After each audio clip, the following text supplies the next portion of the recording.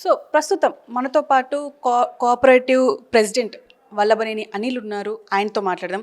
Sir మీరు చెప్పండి, present మీ ఇప్పటికి అంటే మీది 5 years కంప్లీట్ అయిపోయింది కాబట్టి ఇప్పుడు నెక్స్ట్ ఎలక్షన్స్ ఎప్పుడు ఉండబోతున్నాయి అండ్ దీని గురించి చర్చ ఏం జరుగుతుంది? Doctor M Prabhakar Reddy Chitrapur colony elections జరిగి ఈరోజు కరెక్ట్గా 5 సంవత్సరాలండి.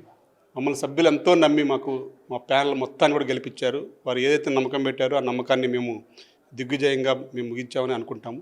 కానీ ఇంకా చేయాల్సింది చాలా ఉంది మరలా. ఎందుకంటే ఇప్పుడున్న సమయంలో అంత కొట్లాటలు, ఈ కేసులు, వీటి వల్లే డబ్బు లేకపోయినా సరే ఒక ఆర్థికంగా నిలదొక్కుని ప్రాజెక్ట్ కంప్లీట్ చేసే లక్ష్యంగా పనిచేస్తూ ముందుకెళ్తున్నాము.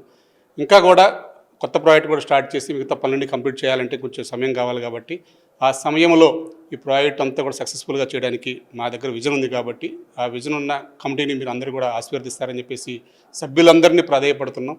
ఎందుకంటే వ్యక్తిగత రాజకీయాలు పక్కన పెట్టుకుందాం, వ్యక్తిగత విమర్శలు పక్కన పెట్టుకుందాం. ఏదన్నా ప్రాజెక్టు కోసం అంతిమంగా లక్ష్యంగా పనిచేస్తానంటే శత్రువైనా సరే కలుపుకొని ఒక మంచి లక్ష్యం కోసం పనిచేయడానికి నేను సిద్ధంగా ఉన్నాను.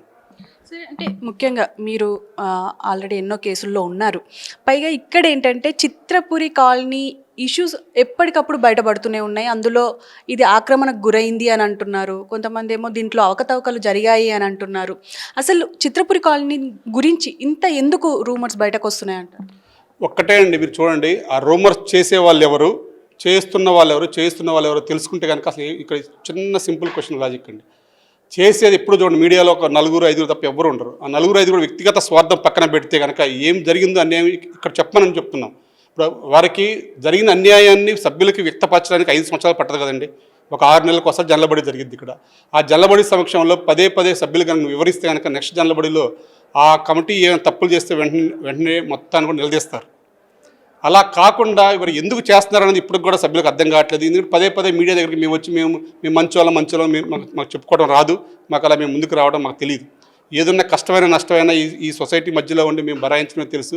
ఎన్ని అవమాన పాలు చేశారో నాకు తెలుసు. అవమానాన్ని తట్టుకుంటే అంతిమ లక్ష్యంగా ఇందాక కూడా మిత్రులు అడిగారు ఏంటి అని.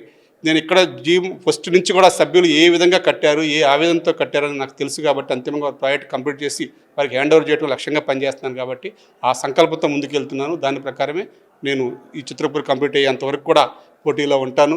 మా సమక్షంలో ప్యానెల్ ఉంటుంది. ఆ ప్యానెల్ని అందరూ కూడా ఆదరిస్తే రాబో 3 సంవత్సరాల్లో ప్రాజెక్టు ఏదైతే చెప్పానో ఆ విధంగా నేను కంప్లీట్ చేస్తానని చెప్పేసి మాటిస్తున్నాను. సార్, ఇప్పుడు ముఖ్యంగా ఈ 2005 నుంచి 2020 మధ్యలో అసలు ఏం జరిగింది? ఇప్పుడు మొన్న హైకోర్టు కూడా మీకు ఆదేశించింది, మీకు అలాగే మీతో పాటు తమ్మారెడ్డి భరద్వాజ్ ఉన్నారు, ఇంకా చాలామంది ఉన్నారు. అసలు ఎందుకు 43 కోట్లు కట్టమని చెప్తుంది?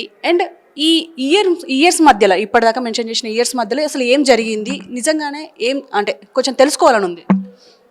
ఒక్కటే అండి, ప్రభుత్వం చేసిన ఎంక్వైరీ కరెక్టు, వచ్చిన రిపోర్టు కరెక్టు. ఎందుకంటే కాంట్రాక్టులకు అడ్వాన్సులు ఇచ్చారండి. గత పాలక వర్గంలో కొందరు, అది అందరూ కమిటీ అందరూ తెలియదండి, ఇందాక కూడా చెప్పాను, కమిటీ సభ్యులకు అసలు ఏమాత్రం తెలియదు. కొందరు ఒక వ్యక్తిగత స్వార్థం కోసం ఇచ్చిన అడ్వాన్సులు ఇచ్చి లబ్ధి పొందిన దానికి ఇప్పుడు అందరం కూడా బలయ్యాము. అంతిమంగా సొసైటీ కుంటుబడిపోయింది, సొసైటీ సభ్యులు ఆవేదనకు గురైపోయారు, ప్రాజెక్ట్ అయిపోయింది. అంతిమంగా అప్పుల పాలైపోయి ఈరోజు ఈ నిందలు మోయవలసిన పరిస్థితి ఇప్పుడు నాకు ఏర్పడింది. అంటే ఇప్పుడు 43 కోట్లు మీరు కట్టడానికి రెడీ అయ్యారు అంటే మీరు దాన్ని ఒప్పుకుంటున్నారా? అంటే తప్పు చేసినట్టు ఒప్పుకున్నట్టా, లేకపోతే దీనికి అంటే యాక్టివ్ ప్రకారం మీరు ఫాలో అవుతున్నారా? మేము కడతామని మేము ఎక్కడా చెప్పలేదండి. మేము తప్పు చేయనప్పుడు మేము ఎందుకు కడతాం, మేము న్యాయ పోరాటం చేస్తామని చెప్పాము. అంతిమంగా న్యాయ తీర్పు ఏదొస్తే దాన్ని గౌరవించాలి అంటున్నాం. ఆ తీర్పుని గౌరవించాలి తప్ప దాన్ని ప్రభుత్వం ఇచ్చిన రిపోర్ట్ని వ్యతిరేకించే హక్కు ఎవరికీ ఉండదు. తప్పనిసరిగా ఆ రిపోర్ట్కి కట్టుబడి ఉండాలి. రేపు న్యాయస్థానం ఏ తీర్పు ఇస్తే ఆ తీర్పు ప్రకారం కోఆపరేటివ్ అధికారులు ఏ యాక్షన్ తీసుకుంటారో దానికి అనుగుణంగా మేము ముందుకెళ్తాం. మేము సొసైటీ పరంగా మేము సహకరిస్తాం. అంటే 4200 చిల్లర సభ్యులుంటే ఫ్లాట్లు ఉంటే ఇటు 9000కు పైగా సభ్యుల్ని చేర్చుకున్నారు. ఇది ఎంతవరకు కరెక్టు అని చెప్పేసి అడుగుతున్నాను. అసలు అదేనండి, వాళ్ళకి తెలియని నైతిక విలువ అదే అంటున్నాను నేను. ఎందుకంటే ఇది 94లో స్టార్ట్ అయిన సొసైటీ అండి. ఇది మెంబర్షిప్ పెరుగుతూ ఉంటుంది తప్ప తగ్గదు. ఇప్పుడు ఎవరైనా కొత్తగా ప్రాజెక్ట్ కడితే ఒక 100 ఫ్లాట్లు ఉంటే ఒక 1000 మంది అప్లై చేసుకోవచ్చు. దాంట్లో ఫ్లాట్ అలాట్మెంట్ తర్వాత జరుగుతుంది. ఫస్ట్ సభ్యత్వాలు ఇచ్చుకుంటే వెళ్తూ ఉన్నారు గతంలో. ఇప్పుడు అంతిమంగా మా దగ్గర 9200 మంది ఉన్నా కానీ అంతిమంగా రన్నింగ్లో ఉన్న సభ్యులు 4600 మంది మాత్రమే. మిగతా సభ్యులు అందరికీ రిఫండ్ ఇవ్వడం జరిగింది.